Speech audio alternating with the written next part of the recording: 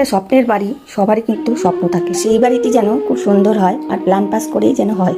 সুন্দর একটা আমার বাড়ি হোক, সুন্দর একটা আমার যেন গাড়ি হোক। আমাদের কিন্তু প্রত্যেকটা মানুষের কিন্তু অনেক স্বপ্ন নিয়ে বেঁচে থাকি, অনেকে কিন্তু অনেক আশা নিয়ে বেঁচে থাকি। তবে হ্যাঁ, স্বপ্নগুলো দেখতে ভালো লাগে, কিন্তু স্বপ্নগুলো যদি পূরণ হয় তাহলে কতটা ভালো হয়।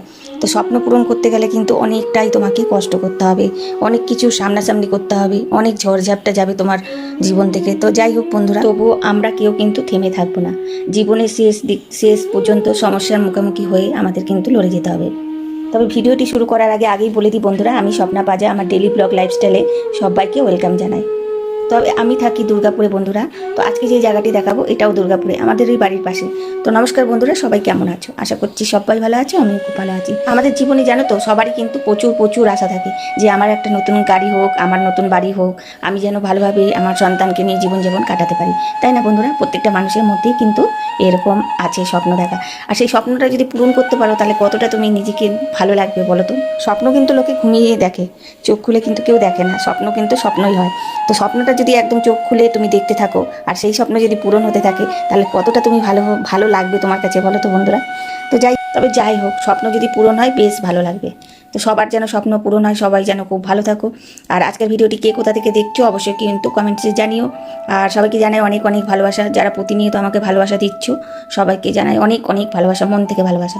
তো আজকে একটি জায়গায় আমরা দেখতে এসেছি, এই জায়গাটি হচ্ছে কমলপুরে। আর গৃহপ্রবেশ তোমরা তো দেখে বুঝতেই পারছো, যারা দুর্গাপুরে থাকো তারা তো অবশ্যই জানো। তুমি যদি খুব সুন্দর একটা শান্ত নিরিবিলি একটা সোসাইটির মধ্যে, খুব সুন্দর একটা সোসাইটি যদি তুমি পেতে চাও, যেখানে ছেলে মেয়েকে সুন্দরভাবে তুমি মানুষ করতে পারবে, তবে দেখো এখানে কিন্তু এই যে এই সোসাইটিটা এখন নতুন শুরু হয়েছে, এখানে এখন কিছু কিছু কাজ চলছে, আবার কিছু কিছু লোক জমি কিনে রেখেছে, আবার কেউ কেউ এখানে মানে বসবাসও করছে, অনেকটাই বসবাস শুরু হয়ে গেছে। তবে বেশিরভাগ লোক জমিগুলো কিনে রেখে দিয়েছে, আর অনেকেই এখনও ঘর বানাচ্ছে। আর খুব সুন্দর পরিবেশটা দেখলাম, সোসাইটির ভেতরটা আমার তো খুবই ভালো লাগলো। আর এইদিকে দেখো প্রচুর পরিমাণে ফলের গাছও লাগিয়ে দিয়েছে, আম গাছ লাগিয়েছে, কেউ কেউ আবার জমিগুলোকে ঘিরে রেখে দিয়েছে, পরে হয়তো ঘর করবে।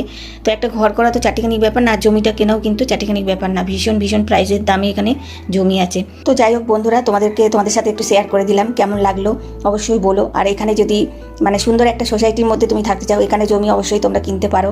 আর খুব সুন্দর পরিবেশ সোসাইটির ভেতরে, অনেক লোক তো অনেক বসবাস শুরু করে দিয়েছে। আর ভেতরে তো একটা পুরো বাউন্ডারি দিয়ে একটা সোসাইটি যেমন আর কি হয় সোসাইটির মধ্যে, গেটের সামনেই তোমার সিকিউরিটি থাকবে, এবার এন্ট্রি করেই তোমাকে ঢুকতে হবে।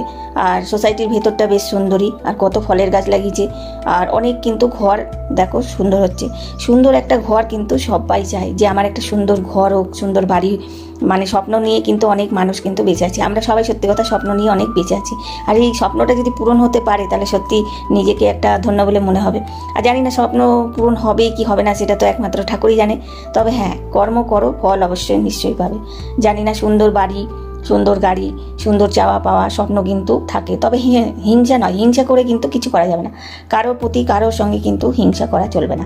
আমি কিন্তু কারোর সঙ্গে হিংসা করি না যে ওর বাড়ি হয়েছে বলে আমার বাড়ি করব, ওর গাড়ি আছে বলে আমি গাড়ি করব, ও সোনার নেকলেস নিয়েছে বলে আমি সোনার নেকলেস নেব, এটা আমার মধ্যে কোনোদিনও নেই। হিংসা করে কিন্তু কোনোদিন উপরে ওঠা যায় না। ছোটোবেলা থেকে কিন্তু আমার একটা গুণ আছে যে কোনো জিনিসের প্রতি আমি কোনোদিনও হিংসা করি না। সেটা আমার ভাই বোনদের প্রতিও, যদি আমার দিদিকে, যদি আমার ভাইকে কোনো জিনিস এনে দিত, যে ওকে দিলে বলে আমাকে দিলে না, সেই হিংসাটা আমার মধ্যে নেই। তো আমার মাও কিন্তু এই একটা কথাই বলে যে আমার মেয়েকে কোনোদিনও কোনো কিছু মুখ ফুটে আমাকে বললো না এটা আমাকে দাও। আমার কিন্তু ওই চাওয়া পাওয়া একদমই মোটেই ভালো লাগে না। তুমি নিজের থেকে খুশি হয়ে যদি দাও তাহলে আমি নেব। ওই চেয়ে পড়ে নেওয়া আমার একদমই পছন্দ না, যে এটা আমাকে দাও, লোভী হওয়া আমার একদম পছন্দ না, জানো তো বন্ধুরা। তো এটা আমি পছন্দ করি না, কারো কাছে কোনো কিছু চেয়ে নেওয়া। কেউ যদি ভালোবেসে দেয় সেটা অবশ্যই আমি নেব। যে ওকে দিয়েছে বলে আমাকে দাওনি তার জন্য হিংসা রাগারাগি এই সমস্ত আমার একদম ভালো লাগে না। তবে হ্যাঁ, আমরা যে গৃহপ্রবেশের জায়গাটা দেখতে এসেছিলাম, তবে আমরা কিন্তু কিনবো না, কিনবে একজন অন্য লোক। তো আমরা এসেছিলাম জাস্ট দেখতে, এখানে দেখলাম পরিবেশটা কীরকম, সোসাইটিটা কীরকম। তো তবে ওনাদের ব্যবহার কিন্তু খুবই খুবই ভালো, অনেক বুঝিয়ে অনেক কিছু আমাদেরকে ইনফরমেশান দিলেন, আমরা সমস্তটাই দেখলাম, অ্যাকসেপ্টও করলাম।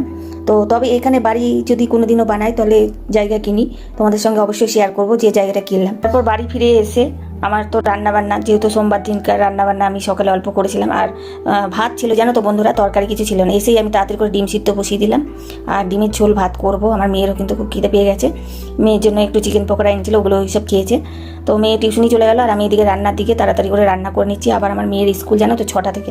এই জন্য না আমি খুব তাড়াহুড়া করছি, কারণ মেয়ে টিউশন থেকে এসে ওকে খাইয়ে আগে তাড়াতাড়ি করে ঘুম পাড়িয়ে দেবো। 6টা থেকে স্কুল যদি হয় ওকে 5:30 পৌনে 5টার সময় আমাকে উঠাতে হবে।